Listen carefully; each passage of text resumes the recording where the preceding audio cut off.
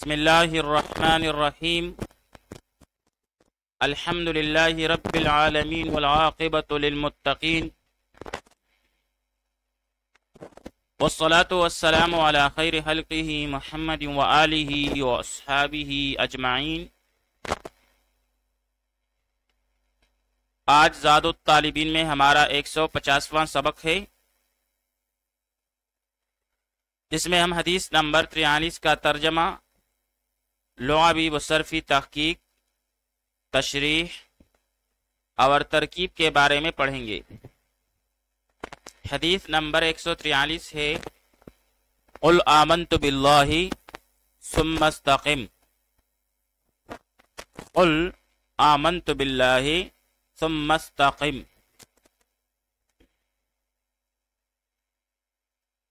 قل کہہ دے، آمنتو میں ایمان لایا، باللہ اللہ پر، ثم استقم پھر اس پر جمع رہ یعنی قائم رہ۔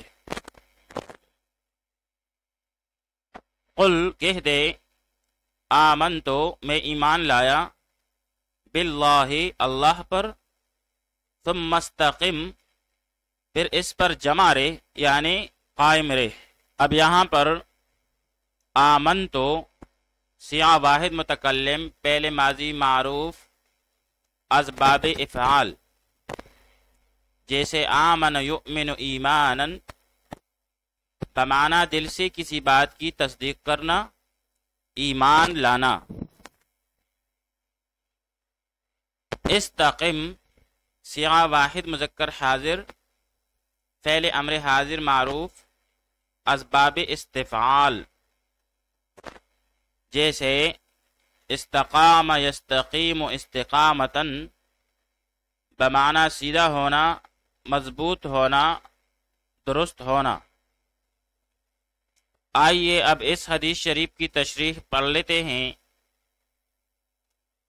حضرت سفیان بن عبداللہ ثقفی رضی اللہ تعالیٰ عنہ فرماتے ہیں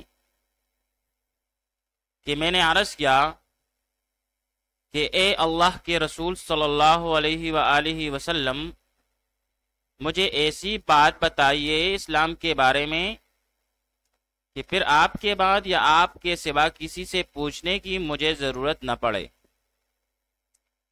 تو آپ صلی اللہ علیہ وآلہ وسلم نے فرمایا کہ تو کہہ کہ میں اللہ تعالی پر ایمان لایا اور پھر اس پر ثابت قدم رہ، یعنی جو ایمان کے لوازمات ہیں، اعمال صالحہ اور ترک معاصی، ان کو مضبوطی سے پکڑ لینا، یعنی شریعت کی پوری پابندی کرنا۔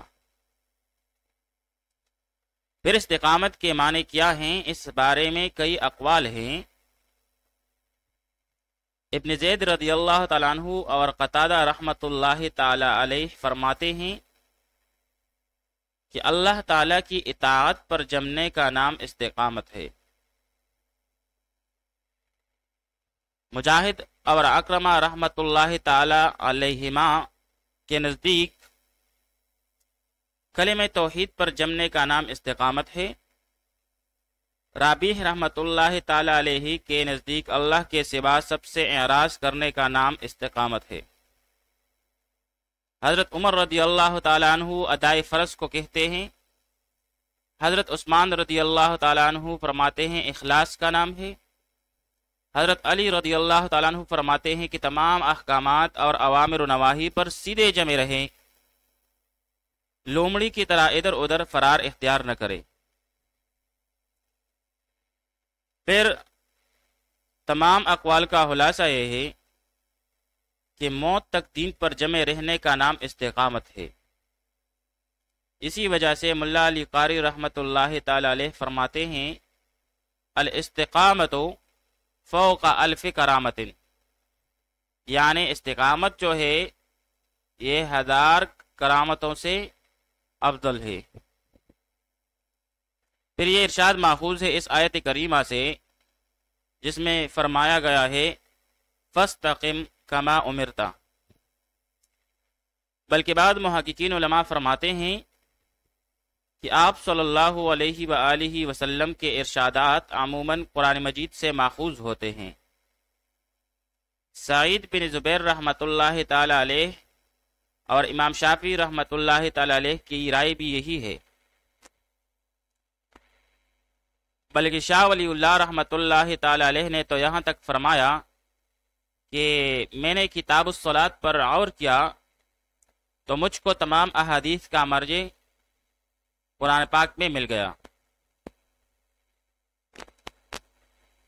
آئیے اب اس حدیث شریف کی ترکیب پڑھ لیتے ہیں۔ قل پہلے امر حاضر معروف اور اس میں انت ضمیری بارز ضمیری مرفوع متصل محلن مرفوع ہو کے اس کے لیے فاعل، آمن تو پہلے ماضی واحد متکلم کا سیاح ہے اور اس میں تو ضمیری بارز ضمیری مرفوع متصل محلن مرفوع ہو کے اس کے لیے فاعل، پھر آگے جا کر باللہ اس میں با جارہ اور لفظ اللہ مجرور، پھر جار مجرور مل کر یہ متعلق ہوا آمنتو فعل کے ساتھ، پھر فعل اپنے فاعل اور متعلق کے ساتھ مل کر جملہ فعلیہ خبریہ ہو کر مقولہ ہوا، یعنی مفعول بھی ہوا، پھر فعل اپنے فاعل اور مفعول بھی مقولہ سے مل کر جملہ فعلیہ انشائیہ ہو کر معطوف علیہ، اور اس کو جملہ قولیہ بھی بنا سکتے ہیں۔ قل فعل اور اس میں انتا ضمیر اس کے لیے فاعل، پھر فعل اپنے فاعل سے مل کر جملہ فعلیہ انشائیہ ہو کر قول ہو جائے گا، اور آمنت باللہ اس کے لیے مقولہ، پھر قول مقولہ مل کر جملہ قولیہ ہو کر معطوف علیہ، پھر آگے جا کر ثم عاطفہ استقم، پھر سے پہلے امر ہے، پہلے امر حاضر اور اس میں انتا ضمیری بارز اس کے لیے فاعل ہے، پھر فعل اپنے فاعل سے مل کر جملہ فعلیہ انشائیہ ہو کر معطوف، پھر معطوف علیہ اور معطوف مل کر جملہ معطوفہ ہوا۔